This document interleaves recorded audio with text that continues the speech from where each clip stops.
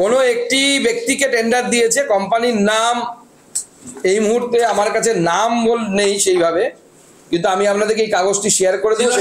নাম বা মানে আপনি যেহেতু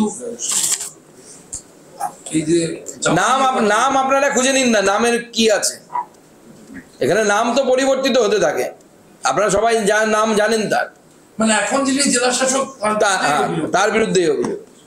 আজকে হাইকোর্ট এর ব্যাপারে অবজার্ভ করতে গিয়ে বলেছে যে আরএল যে স্যালাইনটা সেটা বন্ধের নির্দেশ দেওয়া হয়েছিল, ম্যানুফ্যাকচারিং বন্ধ করার নির্দেশ দেওয়া হয়েছিল, কিন্তু মানুষের উপরে প্রয়োগের বন্ধের নির্দেশ দেওয়া হয়। এই নিয়ে একটা উষ্মা প্রকাশ প্রধান বিচারপতি, তার সঙ্গে রাজ্য এবং কেন্দ্রকে এই বিষয়ে রিপোর্ট ফাইল করতে বলেছে, আর কম্পেনসেশনের উপরে জোর দিয়েছে যে ক্ষতিপূরণটা দিতে হবে কিন্তু সাধারণভাবে নয়। কি বলবেন এই টোটাল অবস্ট্রেলিয়া?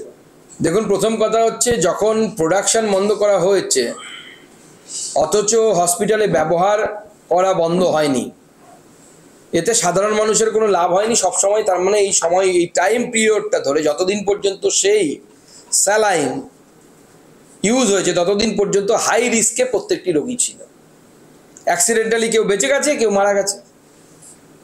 এবার হয়তো কেঁচো ঘুরতে কেউটে বেরোবে, দেখা যাবে আরও হয়তো অনেকের সাথে এই ধরনের ঘটনা ঘটেছে, সেগুলো রিপোর্টিং হয়নি বা সারফেসে আসেনি।